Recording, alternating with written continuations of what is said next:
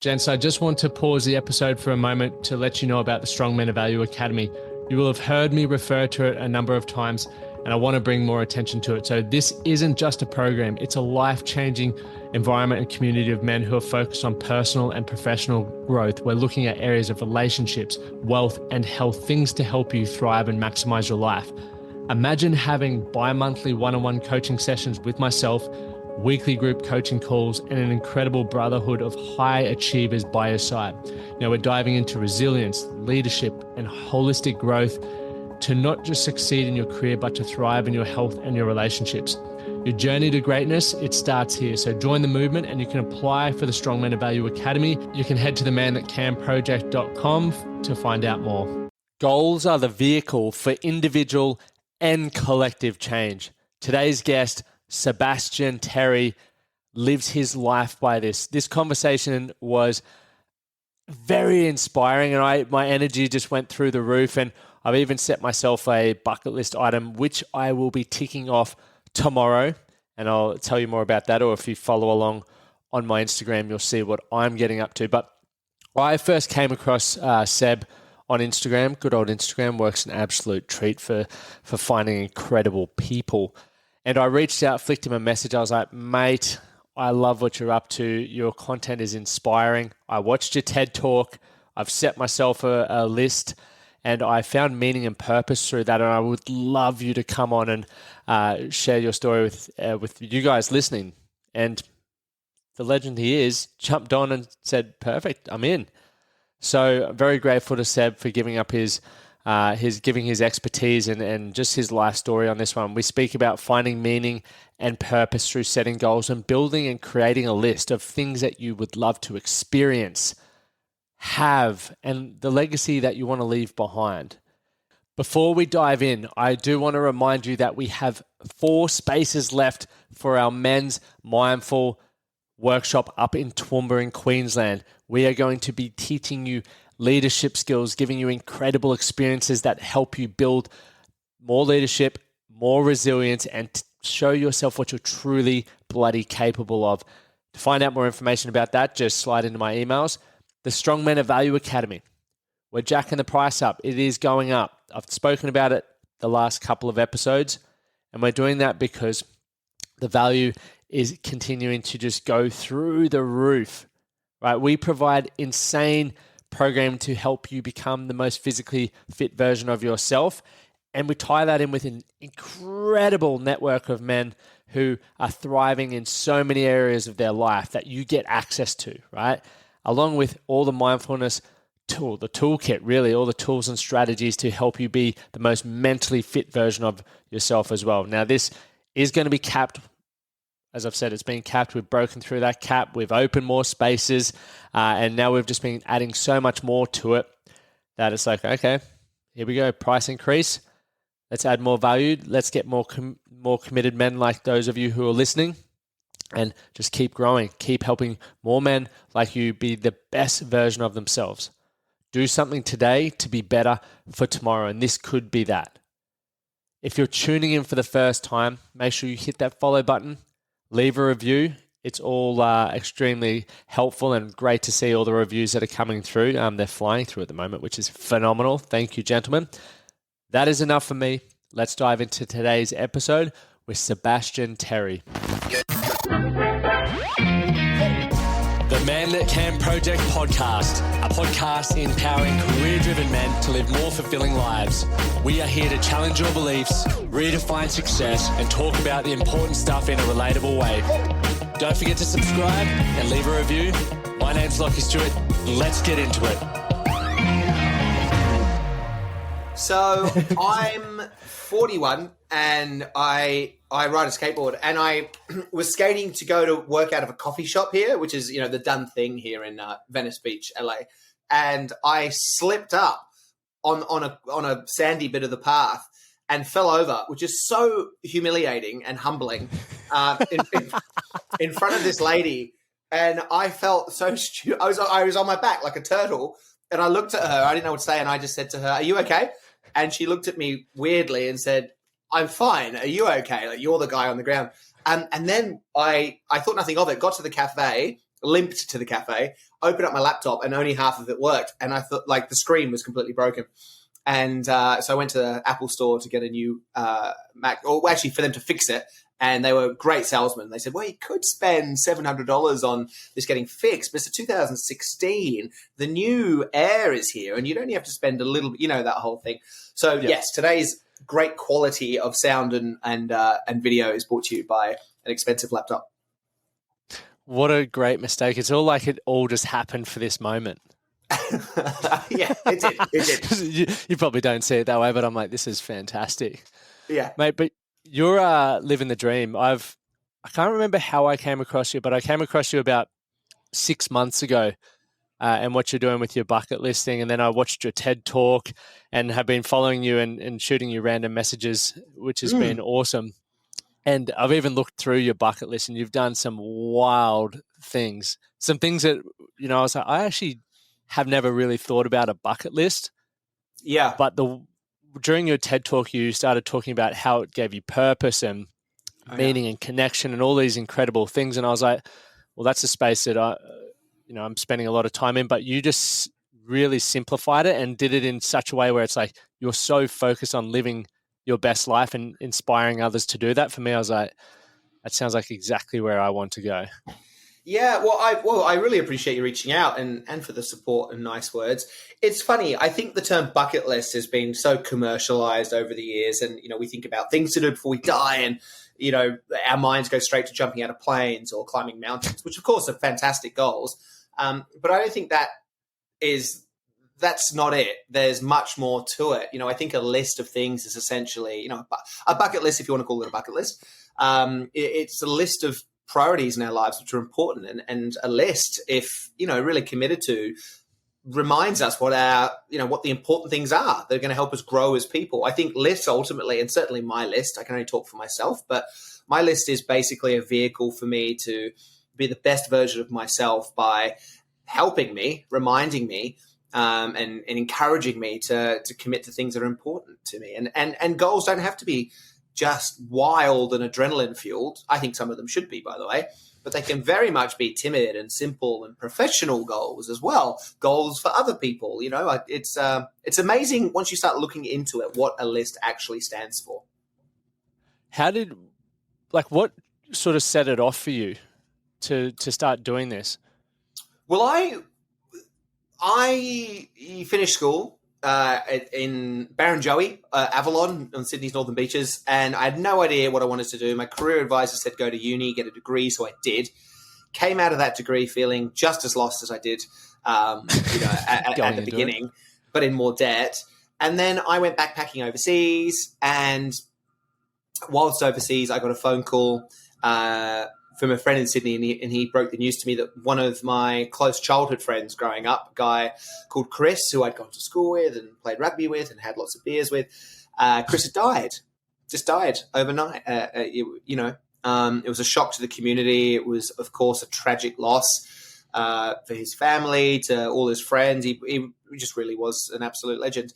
And I think death sparks reflection, and first of his life for me, and then of my life. And I remember just thinking about his life. He was 24 years old when he passed. And I remember thinking, if he could do it all again, if he had another 24 years, would he change anything? And I just thought about his life and his way of being, and I don't think he would have changed anything. He was very comfortable in his skin. He did all the things that genuinely made him happy, rightly or wrongly, by anyone else's code. He lived a life that was values-driven, essentially. And then I turned that question, that hypothetical, on myself, and I just wondered, well, if today was my last day, I was 25 at that point, could I look back and say that I wouldn't change anything? Because, in a similar way, I was just living in a very authentic, values-driven life. And it was the first time I'd ever looked at my life from that perspective before. And I realized instantly, oh my gosh, I would change all of this. And so I decided to take it a step further and go, well, what would I change? So I got a piece of paper and pen, and that was the beginning of a list of things that I thought would make me smile more if I actually prioritize them. And onto this paper spilled one thing, 10 things, 20, 50, 100 things. And yeah, like a lightning bolt, like that aha moment that you'll often hear people refer to. I remember thinking, well, this is my opportunity to be happy because I'm not right now. And I thought, what could be more important than dropping everything in my life to pursue this? And so that is eventually what happened. That was the beginning of my list. That's unreal. And I love the power of, I guess, reviewing and checking on where you're at within your life. Often we're so busy and so focused on where we're going.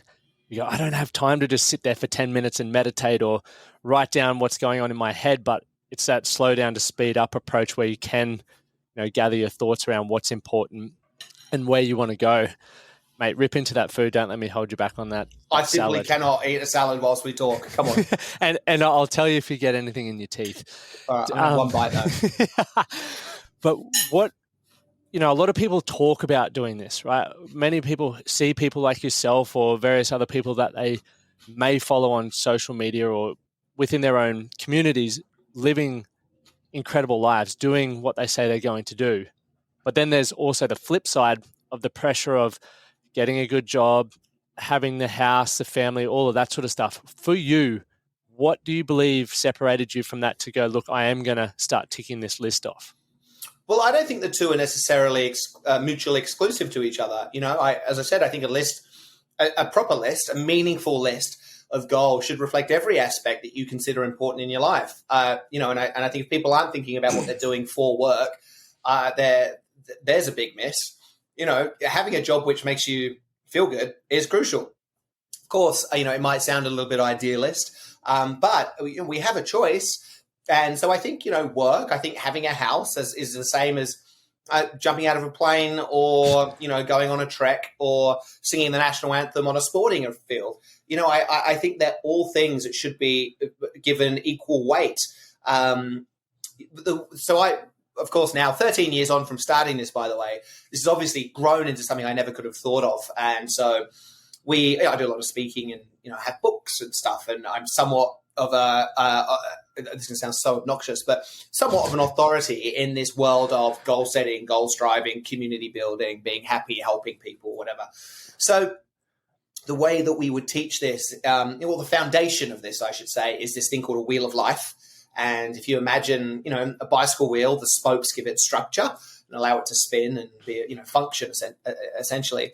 If you then imagine that wheel represents your life, the question I think is really important before what's on your bucket list is, well, what are your spokes? What are the core aspects of your life that without you simply wouldn't be yourself? You would feel empty. There's a few ways to get to that point, and I won't bore everyone now. But if you can identify your spokes, that is a starting point. Now, having done a lot of, we developed a Live Your List program for individuals and organizations. And we found over 2 years that there are 12 commonly shared spokes. So there is travel and adventure, romantic love, key relationships, creativity, volunteering / impact. But there is also professional development, emotional wellness. There's a myriad of things. You don't have to have 12. In fact, we find that there are between 7 and 8 on average per person. But yeah, on there is professional goals. On there is family. On there is financial security. And so when you talk about buying houses or, starting a family or having a job, it's in the same space. It's in the same conversation as doing a marathon or starting a garden. They're the same. They're the same things. They all make us feel good. That's what I have found over time. Sorry for rambling here, but that's what I found is true. I found that we're all the same. We all want to feel good. We all want to feel a sense of meaning and purpose in our life. We want to be doing things that matter. So whether that is, buying a house or whether that is learning to, play Sudoku, identify what your goals are and go for them. That's awesome. It's definitely all, I guess, leaning upon each other, the impact that you have the satisfaction of completing a marathon or jumping out of a plane then gives you a certain level of satisfaction and fulfillment to then when you walk into the office on Monday, for example, you're like, just did this awesome stuff. Now let's crush it at work in something that I'm, extremely passionate about and really enjoying and loving. So there's a key takeaway there for those who aren't aware of maybe what your spokes could be. Head over to your website, which I'll put in the links to go through that process, but make sure you don't just listen to this. Give yourself 30 minutes minimum.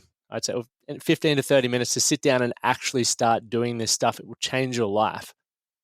What's I know you've got on the red carpet, you've done some wild stuff. You can actually view your list on the website as well. What's been one of the most hilarious stories you've got from the whole bucket list experience? Or I'm not going to say the bucket list, sorry. No, it's okay. Mate, I mean, honestly, like a million. I have a million. I haven't done all the 100 things, by the way. I've done 76. I've still got 24 to go. But, mate, well, I did stand-up comedy. I'd love to think that was hilarious. It was all right. Dude, I don't even know where to begin with that question. I mean, I crashed the red carpet at the Cannes Film Festival. I lived with a tribe in Kenya for a week, a tribe who'd never seen white people before. I lived on a deserted island by myself for a week, surrounded by sharks every night. What was that deserted island like? I did see a little snippet of that. Talk me through that experience. It was absolutely idyllic and exactly how you would picture living on a deserted island to be. Like, if you think, that question, if you took 3 things to a desert island, what would they be? I had to consider that. It was great. It didn't end up being, well, I did take a ukulele. I also took a ham. Yeah. I wrote a song on there because I was there for a week. So I tried to do something different every day. So day 1 was about exploring the island. Day 2 was about foraging for things to make a costume, an outfit for me. So I wanted to keep my mind busy. Day 3 was, what was day 3? Send a message in a bottle. So I bought a bottle of wine. I drank it. I drank it on the island. I had one hell of an evening. Then the next day, I brought a notebook and a pen, wrote a message, put it in there. I also bought some like glittery, shiny, reflective gold paper to throw in the bottle as well, so it would sort of shimmer. And then I put the cork back in, threw this bottle in the water. By the way, it was I was off the coast of New Caledonia, so I was like 2 hours on a very fast Coast Guard boat. I think it was about 55 kilometers off the coast. I mean, really, I couldn't see any other land. It was phenomenal. And I had images of, for those who don't know New Caledonia, it's sort of like in between, well, it's only 3 hours off Australia, right? Out off of Brisbane on the East Coast. And yeah, I had images of it like getting to Russia or, floating somehow to Japan or, miraculously making it to the Faroe Islands. And anyway, on my note, I left my email and I said, I'd love to take you out for a beer, whoever finds this. I got an email about a month later, I think. Yeah, and it was from someone who had found it, caught up on a reef about 3 miles from where I had dropped it off. And unfortunately, I never got to catch up with that person. But anyway, so I was just doing different stuff every day on that island, and it was incredible. It took me about 15 minutes to walk around. It was great. It was such a good experience. What's been one of the biggest or most important things that you've learned about yourself over the last 13 years since, really living out your values and your purpose through these incredible, I guess, experiences that you're deciding for yourself? I've discovered with anyone I've spoken to who has sort of followed their heart, the same thing that they do, and that is I am entirely capable of doing anything I want. And that's it. I think as humans, unfortunately, we have this default condition, which I had for 25 years of my life, which is I'm not good enough, or I couldn't do that, or I was just fraught with, fear and anxiety at the idea of trying something that I might fail at. And all I did was try. I just finally tried. I gave myself permission to think about what I wanted to do, to reflect and analyze how I was doing. And from that, was able to see, well, I'm not going in a great direction here. And I chose to do a couple of things, 100. And everyone's list is different. You, by the way, don't need 100. You can have one thing. But if you just try, if you just focus on one thing and you try, you'll surprise yourself. And whether it's an out-and-out victory or whether you even just nudge yourself slightly further out of your comfort zone, you realize that we all are radically accountable for what we do in our lives. Can't control everything, of course, but you can respond. And if you're willing to take a punt on yourself, you will realize, I can do this. And that's what I've continually done for 13 years. So I think ultimately yes, I've done tons of stuff from my list. It's great. And there's some funny stories in there and what have you. But really what I've been able to do is just sort of uncover or get a little bit closer to realizing, who I am. And that's the secret. I think that, not that you asked me, but if you were to ask me what I think the secret to happiness is, my answer, whether it's right or wrong, I don't know, but I believe it to be true. My answer is if you're able to get closer to understanding who you are, and then you can unabashedly just be yourself in every single situation, you're doing well. And that's it. Mate, that was going to be my next question, Seb. That was awesome. It's like you were just picking up my mind. It's so true, though. Have you had moments throughout that 13 years? And I know you've made, I guess, you're speaking and you've got a whole lifestyle and business and everything built off the back of it. But prior to that, did you ever have moments where you're like, oh, maybe I need to go back to the traditional way of living, get a job and do all of that sort of stuff? Or once you got started, did you just never look back? Yeah, it's really interesting. It wasn't for me. I never saw it as stepping away from something that was safe. I just realized the way I had been living wasn't keeping me happy. So it really wasn't, well, I'm just going to put a pin in this for a second and I've got this as an option to come back. I genuinely left just wanting to be happy. I never thought anyone would know about what I was doing, by the way. I never thought I'd be on like a podcast, right? I never thought I'd have a reality show. I never thought that would happen. I never thought anyone would care. And it still actually doesn't matter is actually the beautiful truth of it. But yeah, no, I did it because I genuinely was curious about what else was there. There must be something else that fills me with a feeling that's more uplifting than what I currently have. So I just went for it. I've never, ever, I've never thought, oh no, what am I going to do next? Oh, I'm going to have to go back. I've never thought that. And it's kept on going. I'm not the sharpest tool in the shed. I'm not the best looking bloke out there. I'm not the most athletic, I'm not lucky. I'm not brave. I'm not, I just think there is something out there for everyone if you're willing to actually have a good look at yourself in the mirror. It might mean a drastic change as it was for me, or it might just be a little 1% change. But as long as you know, that's the most important thing. The shame of it is I'll ask a lot of people, what's on your list? What would you do if you could do anything? If nothing was impossible, what would you do? And the majority of the time people say, I've never really thought about that. And I used to be like that too. So a lot of people don't even know what it is they would rather. And unfortunately, we live in a world where so much is just put before us that if we don't think for ourselves, others will. And you will end up just following the blueprint of life that someone else expects of you. In fact, there's a book called Regrets of the Dying by Bronnie Ware. I'm reading that at the moment. Yeah. Oh, how are you enjoying it? Love it. I sent her a message the other day because it is just, it's a beautiful book. Really beautiful book. Yeah, I sent her a message too, actually. So she, for anyone who doesn't know, she was a palliative care nurse and she would interview everyone, right, who was coming to the end of their life. And she would always ask them, what's your biggest regret? And she basically came up with the 5 most common regrets of the dying. And the number one, do you know what number 1 was? Yeah, I do even have the book somewhere around here. But yeah, sorry, carry on. Well, I think number 1 was the biggest regret of the dying, according to Bronnie Ware, was living a life. I never lived a life true to myself. I lived a life others expected of me. And that's kind of what I'm alluding to with this, certainly was my story. I was just doing the things that people wanted me to do. My career advisor, go and get a degree. I did. All my friends, you should go backpacking now. So I did. I even started a company just because that was kind of expected. So I did. And then I thought, well, hang on, what about me? What do I want to do? So that's interesting. And for those who are interested, have you got that up now? I feel like you've just... I just Googled it. Yep. Yeah. What are the other... I don't want to be. I don't want this to be a monologue. Me reciting. I like it. It's just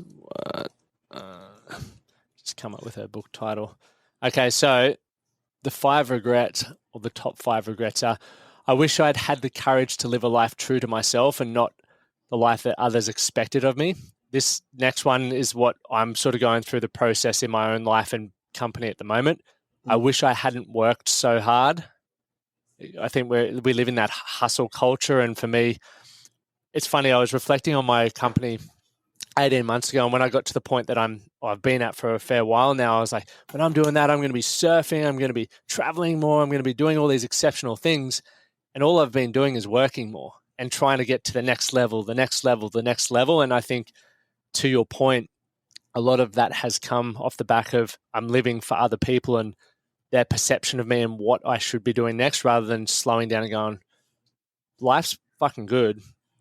What else do you want to do to sort of support your I guess success or drive in and throughout your career? The third one, I wish I'd had the courage to express my feelings. It's a big one. I wish I'd stayed. So this is where I'm up to. I haven't read this chapter yet. I wish I had stayed in touch with my friends, and I wish that I had let myself be happier. Yeah. And the remarkable thing for me as you read those, every single one of those is just a choice. It's not, if a bit of luck happens, those things will fall into place. Everyone's a choice. If you listen to the language, I wish I'd let myself be happier. That is a choice, to go down that path. I wish I'd worked less or less hard is an absolute choice. On that point, by the way, I think like that can sometimes be misinterpreted, like I just shouldn't work. I do believe if you enjoy what you do, not to sound too cliche, but you never work a day in your life. Maybe that's not quite true, but I think having meaning in your work, in your professional life is important. I wish I'd had the courage, as you said to begin with, to live a life true to myself. It's a choice. You just go for it, that you don't have to wait for anyone to suggest anything or do anything for you. That's a choice. I wish I'd expressed myself more, my feelings more. That's something that's like really common in, with men, I think. We tend not to, women too, but I think men specifically, the percentage of men who don't express their feelings is far higher than women. What was the other one? Oh, stay in touch with friends. Again, they're all choices. And so, the thing you can learn from that is, well, hey, if these are the 5 most common regrets of the dying, take notes. This is how you avoid it. And you avoid all those things you can make a list right now of who are my closest 3 friends? I'm going to organize, a beer with all of them or whatever, yep. It just, for me, it goes all back to simple goal setting practice. And and actually setting the goal and intention. It's very, very, even on my iPhone, the beautiful thing about iPhones, you can set your favorites list and stuff. So I have my top 8 mates that I make sure I message and call every week. And, we book all of these things. And so I got married last October, but we did a week-long festival. It was amazing. And then everyone at the festivals, or at the wedding, is like, oh, we should do this every year. If we all put in X amount and just do this, I'm like, fucking oath. But the chance of it actually happening is very low, because life gets in the way. Unless it's like a wedding or a funeral, we don't necessarily prioritize catch-ups because, once again, we're so busy. But if we can slow down and think forward, if I want to catch up with my good mates every quarter or whatever, let's book something now rather than just getting to March and going, oh, we should try and catch up, and everyone's already booked doing certain other things. Yeah, completely. And it's all choices. I mean, I don't know. I sound silly saying this, but I just feel it just needs to be absorbed by anyone. It's just all a decision. Take an action step. Like that is as simple as picking up your phone, texting one of your besties. You tell me, and saying, "Hey, let's catch up."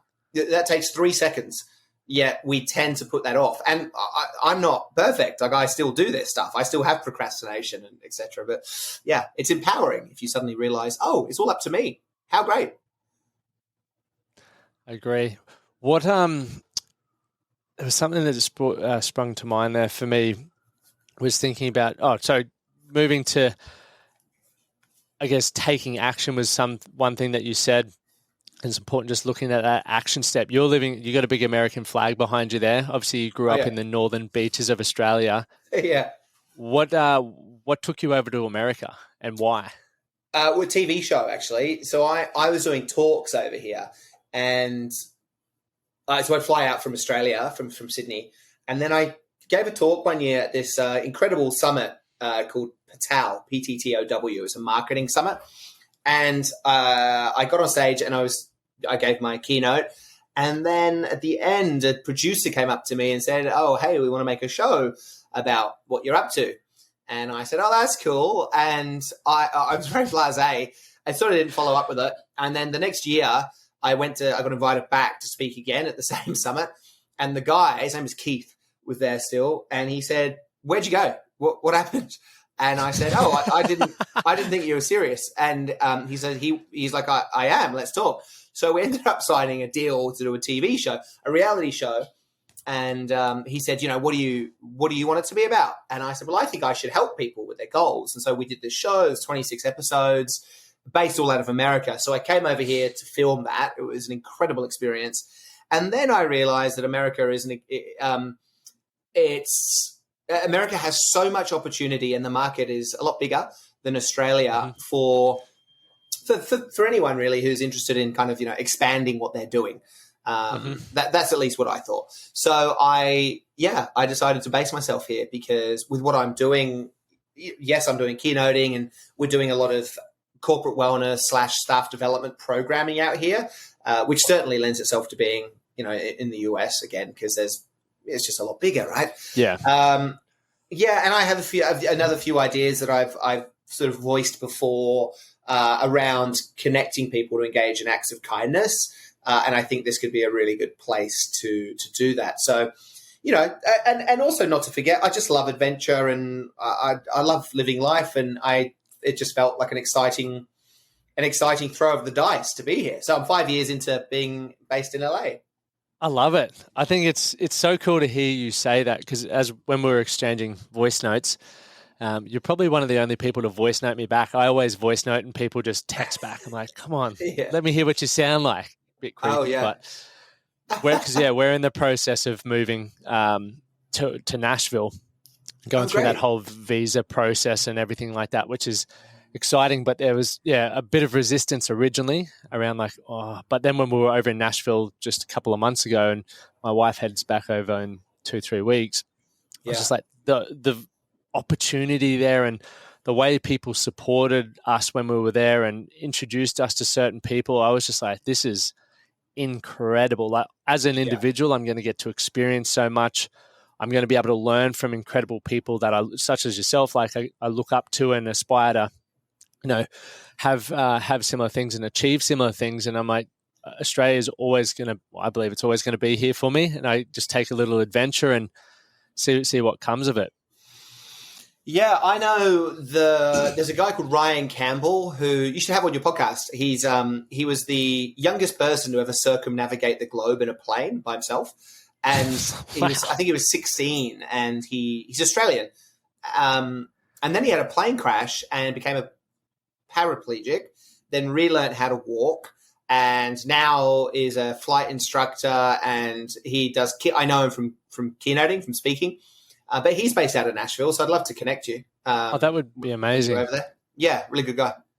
Yeah, well, it'll be good. I'll hit you up as well for a beer or a coffee when I head to LA as well, which will be amazing. Yeah. Wanted to as well ask a question because I'm always curious about people who've had impacts on people like yourself who are doing amazing things. But I'd love to hear, I guess, 2 to 3 people who've been the most influential on you and how their influence has impacted you. Yeah, it's such a great question. I always feel I always feel kind of like undergunned for this question because I always just think that I just sort of did this, and I still I did kind of thing. It wasn't because of anything or it wasn't because of anyone's advice in the first place. But with that said, I'm realizing that's probably less true. I think, like even, my dad, for example, he used to have this saying, it's better to live one day as a wolf than 1,000 as a sheep. And I was like, oh, that's cool. I remember picking that up at a young age. And then I also remember my mum showing me a letter that she had kept. My dad's British, and he had written to the English Prime Minister at the time back in, I don't know when, the 60s or something, saying my dad's sort of like unathletic and he's like an engineer, and he wrote a letter saying, hey, I want to propose to be the first solo rower across the Atlantic from England, from Southampton to New York.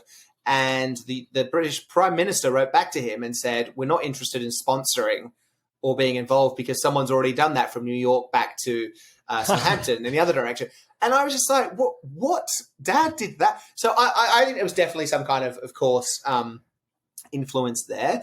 I've always been really inspired just, in the same way most of us are, I'm sure, by hearing these incredible journeys that people take on. Not necessarily, of course, like you think of like Muhammad Ali or, Richard Branson or, anyone. But I just like I don't know, I get really inspired by just everyday people who might not have done the greatest thing in the planet. They haven't cured cancer, but they've taken on a personal challenge themselves. And I just love to hear that. I'm really I'm very inspired by people who are passionate about what they do. Incredibly inspired. I love it when I talk to people, and it could be anybody in the street who is just pursuing their passion, and you can just see it's full of life about whatever it is they're doing.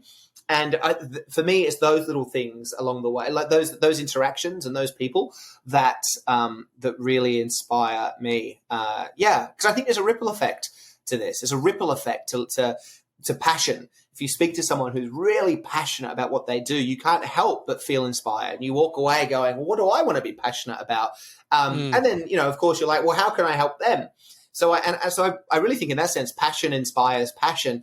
And you don't have to get it from, a famous person. You can get it from anyone. I love that outlook. And when I originally started this podcast, I didn't go looking for celebrities or famous people, etc., because very similar approach. Like every person in my life has something that they're an expert in, or something that when you get them talking, it's like they'll never stop, and you feed off that energy. And I think it's very important for, especially in today's society, definitely have your people you aspire to be like, maybe on social platforms or doing amazing things, but look in your own local network and champion those people as well. Like if you can get them and continue to remind them to talk about and express what they're passionate about, it only influences, and as you said, has that ripple effect through your community, which once again, it's going to come back to you as well when you may be having a flat day or, moments like that. Because, we don't always get time to speak to, cricketers or those people that we want, but we have the opportunity to speak to those closest to us. I've never said this before, publicly. And by the way, it's nothing profound, but I watched this documentary last night called, I think it was called The Greatest Race on Earth, maybe. It's a Netflix doco on the time that Australia won back the America's Cup, the sailing cup, from the Americans. I think they had won it for 132 years straight. And do you know this? No, I've not heard about it. So there's a sailing race, which to this day is turned into that, those super fast yachts with hydrofoils and what have you. But back in the day, I think it started in the 1800s, and America had started it out of Newport, Rhode Island, on the east coast of the US, and they won against Australia every year. They won it 132. I think it's every year, but they won it 132 times. So basically, the documentary follows the story of how Australia won it back. I was going to say ragtag bunch of guys. That's not true. They're actually, very smart. Some were very skilled sailors. But there was a certain spirit about these Australians. I think there might have been 12, 15 of them who made up this crew, who designed this new keel. They were very innovative. They thought outside the box. They had that real Aussie mongrel. I was so inspired watching this documentary about what these guys did. It was a best of 7 series. The Americans tried to sabotage their boat. They tried to get them thrown out. They created stories because Australia had won. I think we had won the first race 1-0. And the Americans were scared. And then the Americans came back and suddenly it was 3-1. And all they needed to do was win one more to win the series. And Australia, through being Australians, because we are that cattle dog, we are the rich red earth that is Australia. We are the rats of Tobruk. We have that mongrel in our psyche that I don't think everyone has. And I think that's something for those Australians listening. I hope this resonates. And maybe I sound like a crazy person, but I feel we have that as a default, that extra gear where we can go, you know what, against all odds, I don't care if I'm the underdog. I don't care if this looks very unlikely. I'm going to have a crack. And more often times than not, when we as people have a crack, we get there. and learn something along the way and maybe pivot in another direction. But anyway, that is a great documentary. And of course, the end of that story is it was 3-3 in the end. That it was the last race to win the 7th race of this series, and Australia won. We were behind the whole race, and then we zipped past them in the end because we're Australians. And oh my God, it was good. So yeah, I get inspired by things like that. I'm going to watch that for sure. Yeah, it's really good story. Yeah. There's a few, and the way you told it, mate, I was like, this is perfect. This is a question for myself. You speak so well. Have you ever done any training around it, or have you just... Oh, no. Naturally... Well, thanks so much. What do you mean? Do I come across like I'm speaking well? Is that how you mean? Yeah, very engaging. The only reason why I say this is I'm doing vocal coaching at the moment because I tend to mumble and speak to a whole heap of things. So every time I hear people who I'm like, this is super engaging, I'm like, are you just a natural at it, or?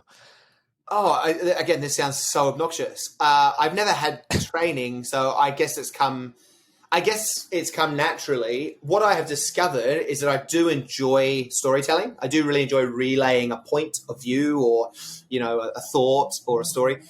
But it's got better over the years. I've been very lucky. I've been speaking on stages for 11 years. So you have to get the repetition in, as with anything, to get better at it.